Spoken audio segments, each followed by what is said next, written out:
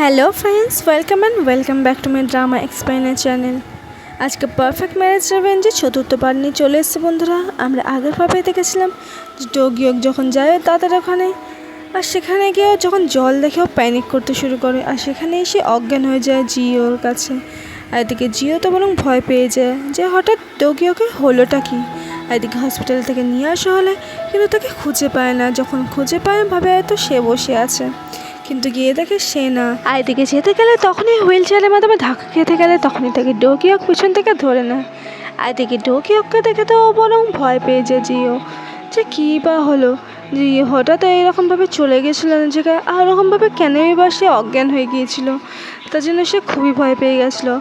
কিন্তু তাকে অত ভয় পেতে না করে এবং অত চিন্তা করতেও না করে, সে বরং একটু ঘরে যেতে চায় ডোগিও, কারণ তার কিছুই ভালো লাগছে না।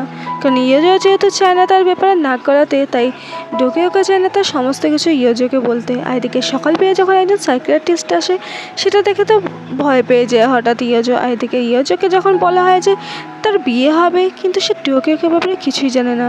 কথা বলা মাত্রই ডোগিওকে তাড়াতাড়ি বেরিয়ে তাকে বরং বাইরে বের করে দেয়, এবং সে বরং ডক্টরটা বলতে থাকে আমার কথা শোনো, কিন্তু সে বলে আমি তোমার কথা ক্লিনিকে শুনবো। আর এদিকে ইয়োজো তাকে জানায় যে আমি তোমার সাথে আছি, কিন্তু তুমি এরকমভাবে ভয় করে পালালে হবে না। কিন্তু ডোগিওক জানিয়ে দেয় যে আমি সব কিছু একা করতে পারবো, কারণ হয়তো একটু কষ্টও পেয়েছে আগে ইয়োজোর কথা। আর এদিকে ইয়োজোর থেকে তো বরং ডোগিওকে দাদা ফোন করে জানায় কালকে যে তুমি এসছো সেটা ও জানতে পেরে গেছে। হ্যাঁ, আমাকে বরং সে ধমকে দিচ্ছিল আমি যাতে তোমার না বলি আমাদের বিষয়ে যা ঘটেছিল ছোটোবেলায়। কিন্তু ইয়োজো বিশ্বাস করতে পারে না, কিন্তু তবুও যেন তার মধ্যে একটা ভয় থাকে। আর এদিকে ইয়োজো বরং ডোগিওকে গ্র্যান্ডমাদারের সাথে দেখা করতে আসে। আর এদিকে তাকে জানায় যে তার বাবা তার কোম্পানির সাথে একই হতে চেয়েছে এবং তার কাছে সাহায্য চেয়েছে। সে কি চায়, কিন্তু এই কথা বলা মাত্রই ইয়োজো বলে তার বাবাকে যাতে সাহায্য করা হয়, সে আর কিছুই চায় না। এটা শোনা মাত্রই গ্র্যান্ডমাদারটা তো অবাক হয়ে যায়, যে ভেবেছিল যে ইয়োজো হয়তো অন্য কিছু চাইবে, আরও বড় কিছু, কিন্তু এরকম সামান্য চাইবে সেটা সে এক্সপেক্টই করেনি।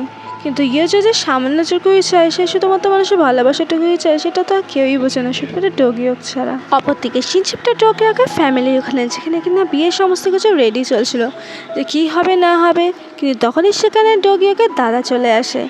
আর সে বরং কথা বলতে গেলে তখনই হঠাৎ ইয়োজোও কথা বলতে চায়, কিন্তু ডোগিওক তাকে থামিয়ে দেয়, কারণ ডোগিওক চায় না তার দাদা ইয়োজোর সাথে কথা বলুক। আর এদিকে ইয়োজো তো তার সাথে কথা বলার জন্য একটু তাড়াতাড়ি উঠে যাচ্ছিলো। অপরদিকে আমরা মিস লিকে দেখতে পাই, যে কিনা যখন জানতে পারে তার শ্বশুর বরং অনেক টাকা বার করে নিয়েছে, এটা দেখা মাত্র সে তো বরং অবাক হয়ে যায় যে এত টাকা সে কী জন্যই বা বার করেছে, কারণ তার কী দরকারই বা এত টাকা। অপরদিকে আমরা সিওকে দেখতে পারি, সে তো বরং এমনিতেই মাথা খারাপ। তারপর যখন থেকে শুনেছে যে বরং ডোগিওকের সাথে তার প্রেমিক অর্থাৎ এক্সের বিয়ে হবে, তখন থেকে সে যেন আরও বেশি মাথা খারাপ হয়ে গেছে তার। এইদিকে তার একটা ফোন আসে, যেখানে কিনা তারা আগের বার বিয়ের জন্য গ্রাউন্ড ঠিক করতে গিয়েছিলো ইয়োজো, সেখান থেকে কল আসে এবং বলে ইয়োজো একটা অ্যাপয়েন্টমেন্ট ঠিক করেছে।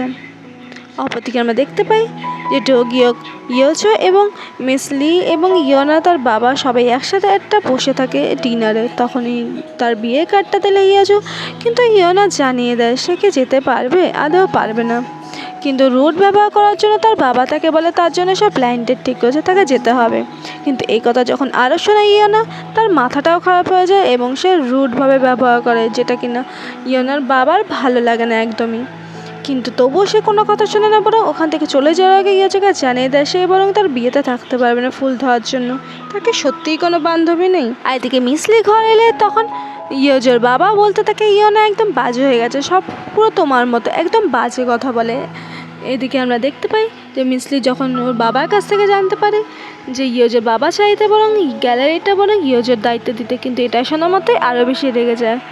তখন মিসলি জানায় যে কেনই বা তুমি ওকেই দেবে। তখন এই কথাই সে জানায় যে ইয়োজো আঁকতেও ভালো পারে, তাই এটা তার দায়িত্ব থাকলে সে বরং ভালো হবে, আর ভবিষ্যতে তার বর তেজে কোম্পানির সিইও হবে, তাই ওর হাতেই দায়িত্বটা গেলে ভালো। এটা শুনে মতোই আর অপরদিকে শিনশিপটা ইয়োজো এবং ডোগিওক দুজন মিলে একসাথে ট্রায়াল দিতে এসে ওয়েটিং লিস্ট, এদিকে ওয়েটিং লিস্ট ট্রায়াল দেখতে এসছে, সেখানে সিইওকে আসে, কিন্তু সেখানকার এমপ্লয়ি জানায় যে তাকে ভুল করে বলা হয়েছে। যেহেতু সে মিস্টেক করছে তার জন্য তারা ক্ষমা চাইতে থাকে। আর এদিকে ইয়োজোর ড্রেস যখন ট্রায়াল করতে থাকে ওয়েডিংয়ে, সেটা দেখে তো বড় মুগ্ধ হয়ে যায় ডোগিও। সে তার চোখটা ইয়োজোর ওপর থেকে সরাতেই পায় না, কিন্তু সব কিছুই তার মধ্যে রয়েছে, শুধুমাত্র হাসিটা বাদে। আর এদিকে দূর থেকে যখন সইয়ক দেখতে পায় ইয়োজো বরং এখানে এসে ট্রায়াল দিচ্ছে তার বিয়ে, যেখানে কিনা আগেরবারে তার সাথে দিয়েছিল, তার জন্য তাকে অনেক ছোট বড় কথা বলতে থাকে। কিন্তু ডোগিওকে সে তাকে পিছনে সরিয়ে দিয়েছে, কেন এবার তাকে এমনি করে বলছে, এটা তার উচিত না। কিন্তু সইয়ক তো ভীষণই রেখে থাকে। সে বরং জানায় তুমি খুশি হবে কি হবে জানি না, আমি চাই তুমি খুশি হও, কিন্তু তুমি যদি না হও সেটা আমি জানি না। তাকে অনেক আরও ছোট বড় কথা বলে যায় যে কেনই বা সে এখানে তাকে অপমান করেছে। কিন্তু ইয়োচি তাকে বুঝিয়ে উঠতে পারে না, সে বরং নিজে এই জায়গা চুজ করেনি, বরং ডোগিওক চুজ করেছে। অপরদিকে শিন শিফটনে দেখতে পায় মিস লিতে বরং ডোগিওকে দাদার সাথে দেখা করতে আসে। আর সেখানে এসে জানায় ডোগিওকে গ্র্যান্ডফাদার বরং তার গ্র্যান্ডমাকে অনেক টাকা দিয়েছে তাতে ইয়োচিকে বিয়ে করানো হয়, কিন্তু কেনই বা দিয়েছিল জানে না। হয়তো এই জন্যই দিয়েছে যে তার ভাইয়েরকে হয়তো সিইও করে দেবে এবং তাকে হয়তো করবে না, কেন এবার সে এত টাকা দিয়েছে। এটা যখন সে জানতে পারে সে আরও বেশি ভুল বুঝতে থাকে তার ভাইকে এবং গ্র্যান্ডমাদারকে। সে সত্যি কি উত্তরাধিকার তার ভাইকেই করবে এবং তার মধ্যে যেন আস্তে আস্তে হিংসা ভরে দেয় মিসলি। আর এদিকে আমরা দেখতে পাই যে ইয়োজোকে ম্যানেজার কিম ফোন করে জানিয়ে দেয় যাতে ডোগিওকে দাদার থেকে সাবধানে থাকতে, কারণ তাকে বরং নিজের দিকে টেনে নিচ্ছে মিসলি। এটা শোনা মাত্রই সে তো খুবই অবাক হয়ে যায়। সে ভেবেছিল ডোগিওকে দাদা হয়তো খুব ভালো, কিন্তু এরকম শোনা মাত্রই সে যেন খুব ভয় পেয়ে যায়। আর এদিকে ইয়োনার সাথে যা ব্লাইন্ড ডেটের কথা থাকে তার সাথে মিসলি কথা বলতে থাকে। আর এদিকে অন্য কোম্পানি যে থাকে সেও কথা বলতে থাকে, কিন্তু তখন সেখানে ইয়োনা চলে আসে, কিন্তু সে এমনভাবে এসে বসে যেন তাদের সে তোয়াক্কাই করে না। আর এদিকে এমনভাবে আরও কথা বলে তাদের কোম্পানির সব থেকে বড় এবং যার সাথে তার বিয়ে ঠিক হচ্ছে বা ব্লাইন্ড ডেট ঠিক হয়েছে তারা তো বরং অনেক ছোট কোম্পানির মালিক। আর এদিকে সেই ছেলেটার সাথে যেটা ডেটে ঠিক হয়েছে তার নাম ধরে বলে যে তোমার সাথে বরং আমি ওকে দেখেছি, তুমি কেমনই বা আছো, এবং উল্টোপাল্টা আরও বলতে থাকলে ছেলেটি বরং ভীষণভাবে রেগে যায় এবং তাকে আঘাত করতে পারে। তখনই সেখানে ডোগিওকে দাদা চলে আসে এবং ইয়োনাকে বাঁচিয়ে ফেলে। ইয়োনা বুঝতে পারে না সে কে, যে কিনা তাকে এমনিভাবে বাঁচালো। সে এত সহজে তাকে তো ছেড়ে দেবে না, তাকে খুঁজে বার করতেই হবে সে কে। বরং অপরদিকে আমরা দেখতে পাই যে ডোগিওকে দাদা সে বরং ইয়োদের সাথে দেখা করে এবং ইয়োজোকে জানায় যে আমিও ছোটোবেলা থেকে অনেক একা, আমার বাবা মা নেই, আমার বাবা আছে ঠিকই কিন্তু থাকতো না থাকার মতো, কারণ আমার ছোটোবেলাতেই মা মারা গেছে। আর তারপর বাবা আবারও বিয়ে করে, তারপরে ডোগিওক এবং তার বোন, আমি একা। এবং যখন সে এরকম সিম্প্যাথিভাবে কথা বলতে চায়, কিন্তু ইয়োজো তাকে জানিয়ে দেয় সে হয়তো তার সাথে ভেবেছিল তাকে সে অন্যরকম, কিন্তু সে তাকে আর ভরসা করতে পারছে না, তাই তাকে যাতে এসব কথা না বলে। এদিকে তখনই সেখানে ডোগিওকও চলে আসে এবং ডোগিওক যখন এসে দেখে যে তার দাদা যেন একটু অতিরিক্ত পরিমাণে করছে, সে তো বরং ভীষণ পরিমাণে রেগে যায় এবং যখন উল্টোপাল্টা কথা বলতে থাকে যে তার নামে দোষ চাপাতে থাকে, ডোগিওক তো এই কথা শোনা মাত্রই দাদার ওপরও ভীষণ পরিমাণে রেগে যায় এবং তাদের দুজনের মধ্যে ধস্তে কিছুটা শুরু হয়ে যায়, যেটা দেখেতে বরং ওখানে ইয়োজো খুবই ভয় পেয়ে যায়। ছোটোবেলায় যবে থেকে ওর দাদা জলে পড়ে গিয়েছিল তারপর থেকে সে কখনো বাড়ি যায়নি ডোগিওক নিজের বাড়ি, এবং তবে থেকে এসে বরং তার বাড়ির থেকে দূরে রয়েছে, এমনকি তার কোম্পানির থেকেও, যার জন্য সে কষ্ট পায় কিন্তু কাউকে কিছু বলতে পারে না। কিন্তু তার দাদা তাকে তবুও ভুলভ্রান্তিভাবে বলতে থাকে যে তারই সব দোষ এবং সব মানুষকেও একইভাবে বোঝায়। এবং এই দুজন ভাইয়ের মধ্যে যখন ঝগড়া হতে থাকে তখন সেটা দূর থেকে ইয়োনা ভালো মতো দেখছিল এবং সে বুঝতে পারে যে ওটা কেউই না বরং ডোগিওকের দাদা, এবং সেটা তার মাকে জানায়।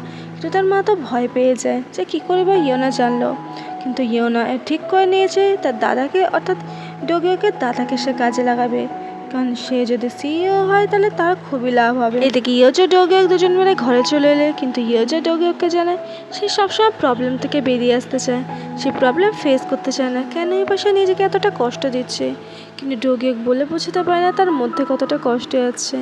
অপরদিকে সিনে আমরা দেখতে পাই যে ইয়োজো ডোগিওকে গ্র্যান্ডমাদারের সাথে সে বরং একজন জ্যোতিষীর কাছে যায়, যদিও সে নিজেই আসতে চেয়েছে এবং ওখানে এসে জানতে পারে তার গ্র্যান্ডফাদার তো একদমই ভালো না, যেখানে কিনা ডোগিওকে গ্র্যান্ডমাদার তাকে পছন্দ করে না, কারণ তার থেকে অনেক টাকা নিয়ে নিয়েছিল, কিন্তু হঠাৎই বা কেনই বা তার গ্র্যান্ডফাদার ফিরিয়ে দিচ্ছে এত টাকা, আবার কি ইন্টারেস্টের সাথেই ফিরিয়ে দিচ্ছে, সে কী করে ফিরিয়ে দিচ্ছে বরং। এবং যখন জানতে পারে শুধুমাত্র তার জন্যই সে চায় যে তার নাতনির বিয়ে যেতে খুব ভালোভাবে হোক, কিন্তু এটা কেনই বা এত সে চাইছে। এবং জ্যোতিষীর কাছ থেকে যখন জানতে পারে যে একটা মেয়ে যখন মারা গিয়েছিল তার বাচ্চা সমেত, এবং তাকে মারতে আর কেউই সক্ষম করেনি, বরং তার গ্র্যান্ডফাদারই করেছিল, এবং যার জন্যই সে চায় যে তার জীবনে যাতে আর কোনো ক্ষতি না হয় বা সে যাতে কোনো রকম পাপের ভাগী না হয়, তার জন্য সে একজনকে অ্যাডাপ্ট করতে চেয়েছিল। এবং তার সে ছেলেকে বলেছিল, অর্থাৎ ইয়োজোর বাবাকে বলেছিল সে তার একটা মেয়েকে অনাথ আশ্রম থেকে অ্যাডাপ্ট করে, তাহলে সে বরং সমস্ত পাপ থেকে মুক্ত হতে পারবে, এবং যার জন্যই তাকে বরং অ্যাডাপ্ট করা হয়েছিল। আর এদিকে জ্যোতিষীটা আরোই বরং জানায় যে সে তো এখনও বেঁচেও নেই, মরেও নেই। কিন্তু এই কথা যখন ইয়োজো শোনে সে তো অবাক হয়ে যায় যে জ্যোতিষীটা এরকম জানতে পারলো কী করে। আর এদিকে গ্র্যান্ডমাটাও অবাক হয়ে যায় যে কেনই বা তাকে এনেছে, আর সেই মহিলাটা বরং ভুলভাল বকছে। কিন্তু ইয়োজো তাকে জানায় যে ঠিক আছে, সে তো নিজেই আসতে চেয়েছে। এদিকে তাদের দুজনের মধ্যে একটা ভাব হয়ে যায়। অপরদিকে আমরা দেখতে পাই সে বরং ডোগিওকে ফোন করে সরি বলে, আর বলে যে আমার তোমার সাথে ওরকমভাবে কথা বলা উচিত হয়নি, আমার তোমাকে বোঝা উচিত ছিল। আমি বরং তোমার গ্র্যান্ডমার সাথে একটা জায়গায় গিয়েছিলাম, আর আমি তাকে আজকে গ্র্যান্ডমাদারও বলেছি। এদিকে তার মনটা খুব খুশি থাকে, কিন্তু তাকে আর কিছু না বলে বরং ফোনটা কেটে দেয়। ইয়োজো বরং তার গ্র্যান্ডফাদারের সাথে দেখা করতে যায়। এদিকে আরও বলে যে আমার কাছে তুমি ঋণী নাও কিছু গ্র্যান্ডফাদার, এবং তুমি যাকে বরং মেরেছো তোমার জন্য যা ক্ষতি হয়েছে যে মহিলাটা এবং তার বাচ্চা, তুমি বরং তাদের জন্য প্রার্থনা করো যাতে তাদের জীবন, তাদের আত্মা যাতে সুখী হয়। আর এদিকে বরং গ্র্যান্ডফাদার তার জন্য একটা সারপ্রাইজ রাখে, যেটা যখন তার হাতে আনে ইয়োজো, কিন্তু ইয়োজো ওটা দেখে অবাক হয়ে যায়, যেখানে কিনা তার এবং তার মায়ের ছবি থাকে। কিন্তু সে বুঝতে পারে না তার মায়ের ছবি তার গ্র্যান্ডফাদারের কাছে কী করে এলো। আর তখনই সেখানে মিস লি চলে আসে, এবং গ্র্যান্ডফাদার তাকে বরং লুকিয়ে রেখে দেয়। আজকে মিস লি যখন কৈফিয়ত চায় তার শ্বশুরের কাছে যে সে এত টাকা কেনই বা তোলেছে, তার কারণটাই বা কী। আর সে বরং ম্যাডাম তাদের সাথে কী জন্য দেখা করতে গিয়েছিল তার টাকা নিয়ে, কিন্তু এটা শোনার মতোই অবাক হয়ে যায় সে কী করেই বা জানতে পারলো। এদিকে আলো বলে যে আমি সব কিছুই জানি, তুমি যে কী করো, তোমার সব রকম শেয়ার বরং ইয়োনাকে দিতে হবে। কিন্তু তখন জানিয়ে দেয় তাড়াতাড়ি করে তার গ্র্যান্ডফাদার, হ্যাঁ আমি বরং দিয়ে দেবো সব কিছু, কারণ সে যদি আবার ইয়োজোকে খুঁজে পেয়ে যায়, আবার যদি ইয়োজোর কিছু করে দেয়। আর এদিকে তখনই সব পর্দা ফাঁস করে দেয় মিস লি, বলে ফেলে যে তুমি কিন্তু বলো না ইয়োজোকে যেরকম কিনা তার বাবার মেয়ে সে আসল, সেটা যেরকম বলা হয়নি সেরকমভাবে তাকে কিছুই বলো না। যখন ইয়োজো জানতে পারে যে সে বরং তার বাবার আসল মেয়ে, এটা শুনে তো সে অবাক হয়ে যায়। আর এদিকে ইয়োজোর ঘরে থাকা আঁকার ছবিগুলো দেখতে থাকে। তখন ডোগিও যখন এসব দেখে, কিন্তু লাস্ট পেজে যখন একটা ছবি দেখে যেখানে কিনা একটি গাড়িতে একজন লোক বসে আছে এমন ছবি, যেটা দেখে তো ভয় পেয়ে যায়, এবং কিছুটা যেন সে আনকমফোর্টেবল ফিল করতে শুরু করে। সে কী করে বুঝে পায় না। তখন পুলিশ স্টেশন থেকে কল আসে যে সে কি একজনের গার্জেন, কিন্তু কার গার্জেন বোঝা যায় না। এদিকে আমরা দেখি ডোগিও তো পুলিশ স্টেশনে বরং ছুটে আসতে থাকে, আর যখন এসে থাকে যে ওখানে বরং আর কারোর জন্য নয়, বরং ইয়োজোর জন্য তাকে ডেকে পাঠানো হয়েছে। কিন্তু ইয়োজোর এরকম অবস্থা কী করে হলো ডোগিও এখন অব্দি বুঝতে পারে না। ইয়োজোকে ডোগিও কিছু জিজ্ঞাসা করলেও কিন্তু ইয়োজো যেন কাঠের পুতুলের মতো হয়ে বসে থাকে। ডোগিও বুঝতে পারে না যে ইয়োজোর হলোটা কি, কারণ ইয়োজোর কিছু হলে ডোগিওকে একদমই ভালো লাগে না। ইয়োজোকে কষ্টে কোনো মতেই সে দেখতে পায় না, তাই ঘরে তাকে নিয়ে গিয়ে তার সেবা শুশ্রূষা করতে থাকে। কিন্তু ইয়োজোর যেন কোনো রকমই যেন সারা শব্দ পাওয়া যায় না, সে যেন একটা নিশ্চুপ পুতুলের মতো হয়ে যায়। তাই ডোগিওকে ইয়োজোকে আর কিছু প্রশ্ন না করে বরং তাকে শুইয়ে দেয় বিছানার মধ্যে, এবং তাকে যেন আলতোভাবে সে একটুখানি আশা দিতে থাকে এবং তার গায়ে হাতটা চাপড়ে দেয়। কিন্তু ইয়োজো কী করবে বুঝে পায় না, সে তো বরং নিশ্চিন্তে এবং শান্তভাবে কাঁদতে থাকে, কারণ কাকেই বা সে মনের কথা বলবে, যার কাছে কিনা এতদিন ধরে সে একজন অ্যাডাপ্টেড গার্ল হিসেবে ছিল। আজ তারই সে আসল মেয়ে সেটা জানতে পেরে তার বুকের মধ্যে যেন তোলপাড় খাচ্ছিল। আর এদিকে পরের দিন বিয়ের সময় তার মুখে যেন কোনো হাসি থাকে না। অপরদিকে তার বিয়ে নিয়ে তো সবাই খুব মাতামাতি থাকে, তার শ্বশুর শাশুড়ি এবং সবাই আসতে থাকে একে একে করে, যেন সবারই মধ্যে একটা আলাদা আনন্দ, শুধুমাত্র যে বিয়ে করবে তার মধ্যেই যেন কোনো আনন্দ নেই। আর এদিকে তখন সেখানে মিস লি এসে পৌঁছায় আর জানায় যে তার বাবা আসতে পারবে না, কারণ তার বাবা একটু অসুস্থ। যদিও সে আসল নয়, তাই সে কোনোভাবে আশা করেনি তো যেতে সে তার বাবার সাথে বরং হাঁটবে বিয়ের ওখানে। এবং এই কথা বলে চলে যাওয়া মাত্রই খুব পরিমাণে রেগে যায় ইয়োজো এবং তাকে মারতে গেলে তখনই সেখানে বরং এসে হাতটা ধরে নেয় ইয়োজোর ডোগিও। বন্ধুরা, আজকে এপিসোডটা এখানেই শেষ হলো। তোমাদের কেমন লাগলো জানাতে ভুলো না। আর অবশ্যই আমার চ্যানেলে নজর রেখে বন্ধুরা। আবারও দেখা হচ্ছে পরবর্তী এপিসোডের সাথে। ততক্ষণের জন্য সবাই ভালো থাকে বন্ধুরা।